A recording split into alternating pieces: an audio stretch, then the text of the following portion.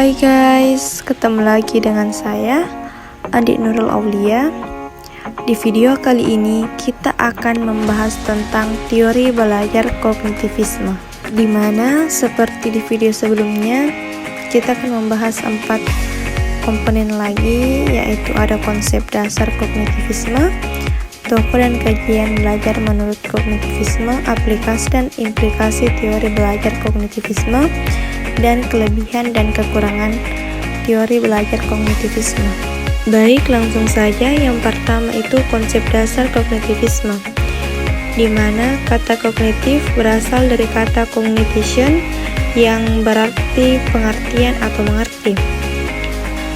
Istilah kognitif secara umum itu digunakan sebagai salah satu ranah kaitannya dengan manusia yang mencakup semua bentuk pengenalan yang meliputi perilaku mental yang kognitif yang lebih menekankan kepada proses belajar, di mana proses belajar itu berhubungan dengan masalah pemahaman, memperhatikan, memberikan, pengolahan informasi, dan lain sebagainya.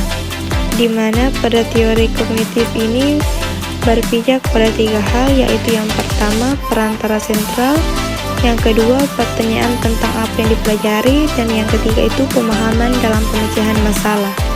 Baik, yang kedua itu tokoh dan kajian belajar menurut kognitivisme.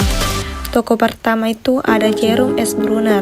Menurut Bruner ini, teori ini menjelaskan bahwa proses belajar akan berjalan dengan baik dan kreatif jika guru memberikan kesempatan kepada peserta didik untuk menemukan suatu aturan. Dan menurut David Ausubel, ada 2 jenis belajar, yaitu yang pertama belajar bermakna dan yang kedua belajar menghafal, di mana belajar bermakna ini suatu proses belajar di mana informasi baru dihubungkan dengan struktur pengertian yang sudah dipunyai seseorang yang sedang belajar. Sedangkan belajar menghafal itu peserta didik berusaha menerima dan menguasai bahan yang diberikan oleh guru atau yang dibaca tanpa makna. Dan adapun menurut Kurt Lewin yang mengatakan bahwa setiap individu itu berada dalam suatu medan kekuatan yang bersifat psikologis yang mana disebut dengan sebagai ruang hidup di mana individu itu berada. Dan masih ada beberapa pendapat tokoh tentang kajian belajar menurut kognitivisme. Dan yang ketiga itu aplikasi dan implikasi teori belajar kognitivisme.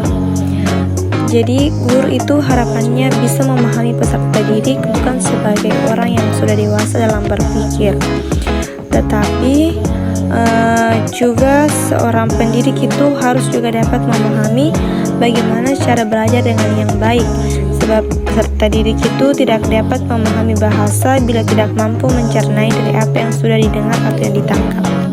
Dan yang terakhir itu kelebihan dan kekurangan teori belajar kognitivisme. Jadi, hakikat teori kognitif ini sebuah teori pembelajaran yang cenderung melakukan praktek yang mengarah pada kualitas intelektual peserta didik. Meskipun teori ini memiliki berbagai kelemahan, tetapi juga memiliki kelebihan. Aspek positifnya itu, contohnya itu kecerdasan peserta didik perlu dimulai dari adanya pembentukan kualitas intelektual. Baik, itulah materi yang saya sempat sampaikan. Lebih dan kurangnya mohon dimaafkan karena kita hanya sebagai manusia biasa. Wabillahi taufiq wal hidayah. Assalamualaikum warahmatullahi wabarakatuh.